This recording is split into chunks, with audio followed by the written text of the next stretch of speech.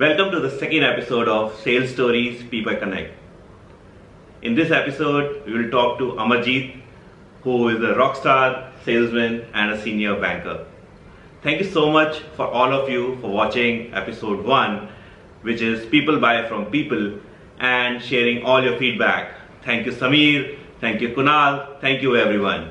Let's start and let's talk about people and relationship in the sales process. Amar, thank you so much for coming to my channel. So let's begin. So what do you think in your point of view, the role of sales and relationship management? If you can share a few more inputs about it. Sure, thank you for having me, Gaurav. So, I really liked your last episode wherein you spoke about especially that thing that people buy from people, people don't buy from robots. So I do agree with it. I feel that the relationship in a sales journey is one of the most important part. Whether we are selling a tangible product or it is an intangible product. If I divide the complete journey, there could be 4 pillars I can say of it. So the first pillar is known as a trust pillar. Trust. So I'll just complete all the 4 pillars. So it could be a trust as the one pillar. Then there is another pillar could be, you identify the need of the person. Then you find a solution around that need. And then that's the last stage wherein you ask them to, sign on the dotted line and you close the deal or sales is done. So in the complete frame of things, the first pillar, which is a trust pillar, it carries a weightage of maybe 70-80% is what I believe.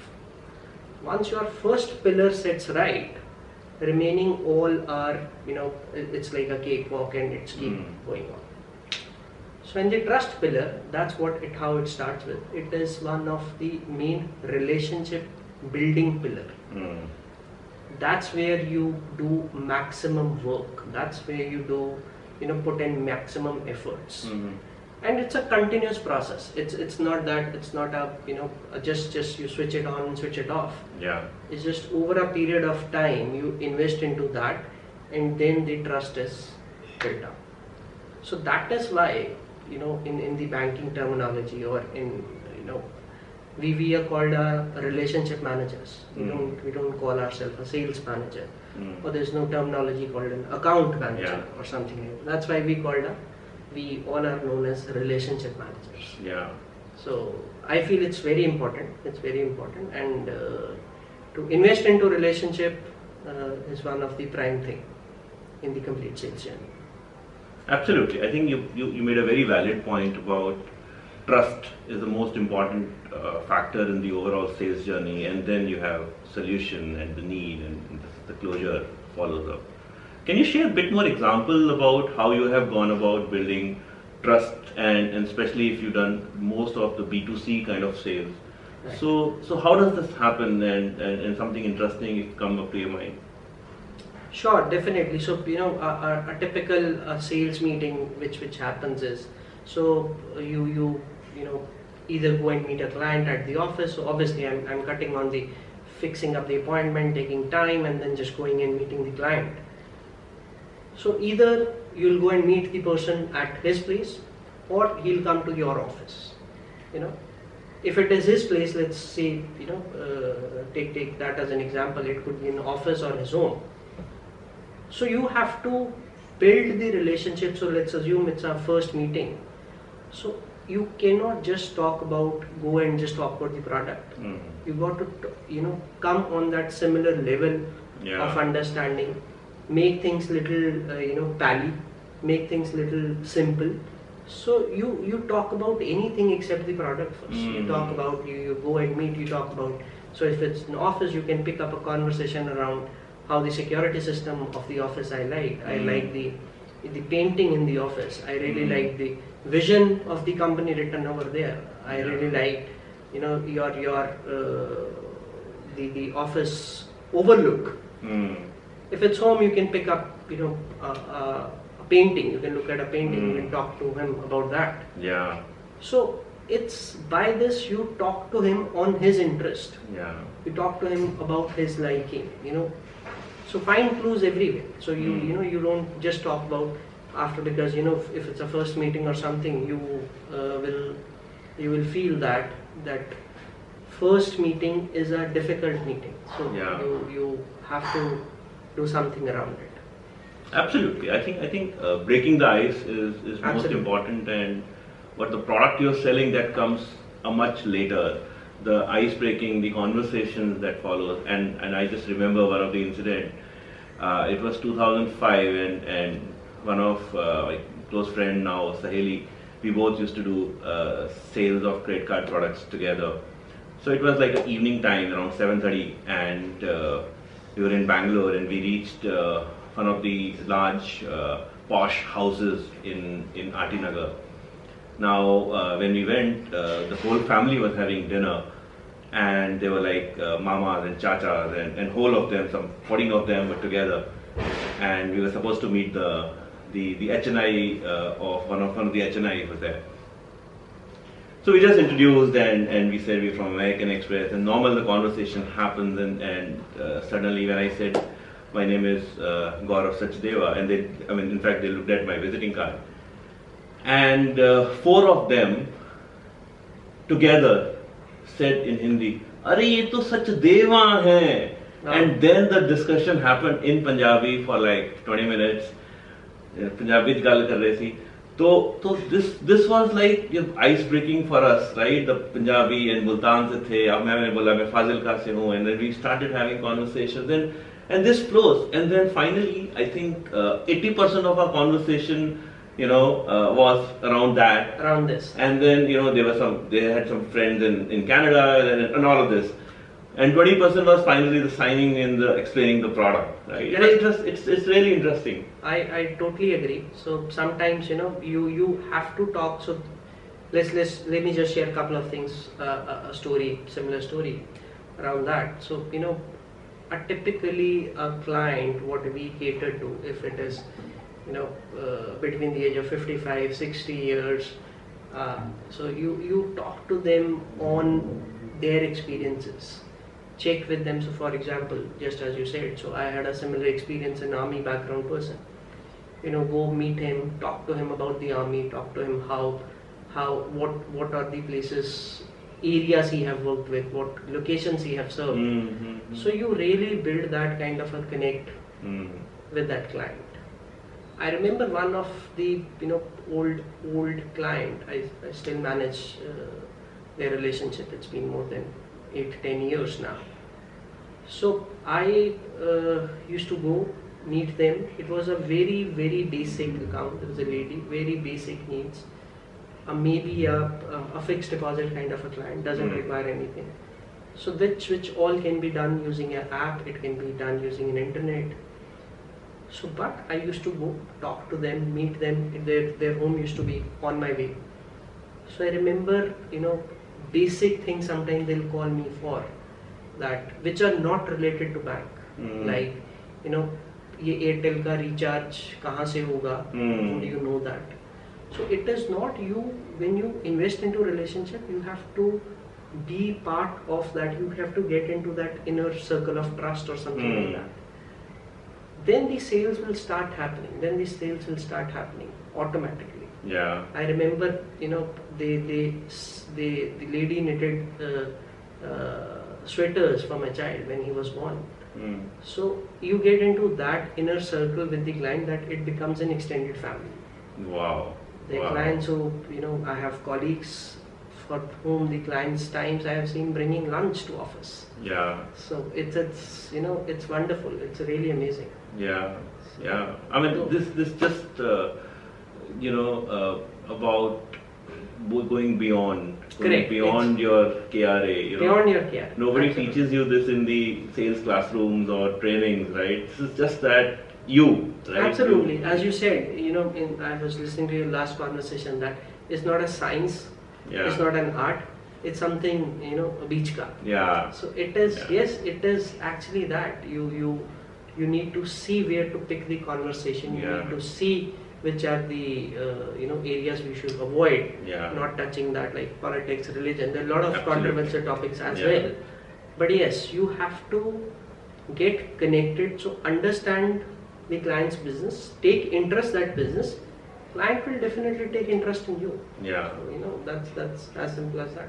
Very interesting, very interesting. In fact, one of the incident which I remember, I will not name the bank, but what I heard was that there was an HNI, very, very senior representative was going on a flight from Delhi to Germany. And he was reading a book. And I think at the end, there were some 3 or 4 pages of that book were torn. And when he reached Germany, it was such an interesting book and he wanted to really finish it. And those were the days where online books were not available. You need to really read it hard copy. And when he reached, he just, and it was like night time in Germany, he just happened to normally call up the relationship manager. And generally they were chatting and he told me that this book I was reading and I could not really finish it. Now, it could have been a normal conversation and got over, but the relationship manager actually he actually went and he bought that book, take the picture of the last 4 pages, Wow. take a PDF Wow. and send it to him in next 3 hours. Wow. I mean, this is something That's like going beyond. going beyond. That's like going beyond. Yeah, And these are incidents the client will never forget. yeah, Ultimately what we have to understand, the product by and large is the same. yeah, In such a competitive world wherein the first mover advantage is for very limited time frame. yeah, You have competition looking at the product, having copied that product or made us, or rather it is other way around. The product which is launched later times has a better features. They have identified what are the things which are not there in your product proposition. They probably add that as well. right, So it's later is a better. So where is the advantage then? Its advantage is in the relationship. How strong, how thick you are with the client, how thick you are understanding the client needs, absolutely, and then bringing solutions around it. absolutely. So that's where the trust part, which is developed over a period of time, yeah, it is important, and it is one of the most important factor. That although we've been talking about the technology, which was part of last episode as well, how the technology is changing, and with this thing getting new normal in the lockdown, on the calls and on the video calls with clients. But yes, we have to understand that the end user of our product, they've been used to buy or take a decision in a different manner altogether. With this change, we have to understand in the complete sales journey, there is a client also part of it, and most important part of it. right, absolutely, He also need to get ready on the similar platform, right, on the buying in the similar way. So I think the technology helps augment the sales process, but there's still time wherein it's only people buying only through technology, especially in these financial products. Yes, things have started happening. Maybe online, a sale of a coffee mug or online sale of a book or something have taken that shape. But yes, there's still time wherein clients will move towards buying financial products, yeah, which are complex because it's such a dynamic environment. Everything is so interdependent globally. yeah, So even the AI, probably I was reading another book wherein that said that even the prediction of stock market is even beyond AI. Although they are gone deep ahead into machine learning, they've gone deep ahead into deep learning. right, So but still that much of data, still they're not able to predict the next behavior. right, So I think there's still time where robots or maybe a artificial wealth manager replace a human relationship yeah, manager, because that empathy yeah, is very important still. absolutely, It's very important in the relationship, and it plays a key role. absolutely. And I think you made a very valid point that the empathy is very important in the sales or relationship management process. And typically, if you look at the technology and typically the deep learning or the neural learning and trying to replicate what human brain is, but irony is that science has not yet completely learned how brain works, right? So I think I agree that robots coming to your house and selling wealth management or insurance products is still a long way to go. It's like as Andrew Ng mentioned in one of his talks, that it's like worrying about overpopulation on Mars, right? So that's still there. But then there's a lot of talk about technology taking over sales or jobs in banking. So what's your view? How is banking going to be impacted by this? And do you see anywhere the technology will help sales guys? Imagine you're going with a tablet or some kind of device, and then they are sort of augmenting your discussions or some more deeper details what you are getting, which you never used to get otherwise. So how do you think that will impact? So technology helping the sales guy, that has really happened. I mean, so we have the data of the financial transactions and all that. So there are ways wherein we use computers, we use machine learning to find out what is the trend, what kind of a behavior of a person could be, and probably where we can put up suitable product for that person. For example, you can really find out with the swipes and all that which place the swipes are happening. If it is happening somewhere abroad or something, you can find out that yes, he's a traveler or he's going abroad. You can see the frequency, and accordingly you can probably place a product or something like that. Yeah. So it has already started. It has it has helped person to identify the right product, looking at the past data and going with the client with the most appropriate solutions. Yeah. It is already there in place. But yes, again I'll touch upon that replacement. I feel it is not at least going to happen in the 10 to 15 or 20 odd years. There will be a parallel, they'll go hand in hand. So it cannot be only robots, it cannot be only human beings, it has to be closely working with both of them. In a lot of loans nowadays, looking at the behavior of a clients, they have started taking decisions whether to give a loan to a client, looking at a lot of data like I was just reading other day that when you apply a loan on the app or something, they identify which location you have applied it, what time you have spent before and after.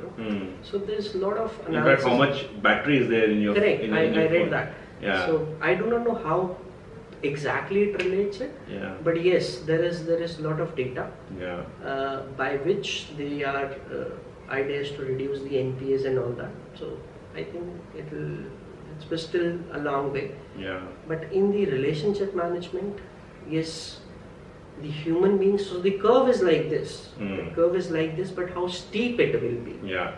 I think it'll still time. It's still time. Yeah. So finally, to recap, and since this episode or season is all about sales stories, do you want to share any interesting story anywhere you have build the relationship without even getting the end result, or without even really knowing whether you will win it or not, but you've really gone ahead and build the relationship and that really helped? Any interesting story that comes to your mind? Yes, there could be. I mean, there are many. So you're right. For example, I'll just share. So over a period of time, when you meet with clients, they become part of the family. So I remember I going with one of my colleague. Very interesting. So you go meet the client at home. So it's a retired customer. So go. It's on the way back my home. So I go and meet them, maybe in the evening or something. So times you feel hungry. About 6:37. Yeah. So I went with one of my colleague, and that person was a little surprised the way go and meet them. It's like a family. We be sitting in a drawing room, and there's a fruit basket. You go pick up an orange and while you talk. So it's very normal. Yeah. So it's been over a period of time you have built that relationship. Yeah. So you behave as family as with them. There should not be any agenda or something. Obviously, the sales will happen, I feel that. But once you take interest, real interest in their needs, understand. So, because again I said the products are same. It's just Yeah. what differentiate is the relationship. Yeah.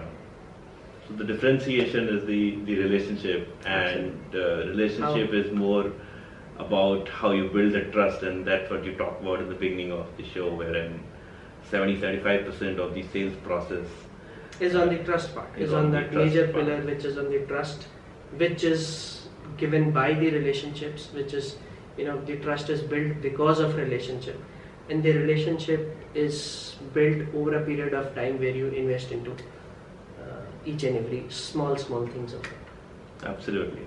I think it's wonderful talking to you, Amar, as always, and I learned a lot today. Same here. Thank you same so here. much. Thank you so much. Thanks for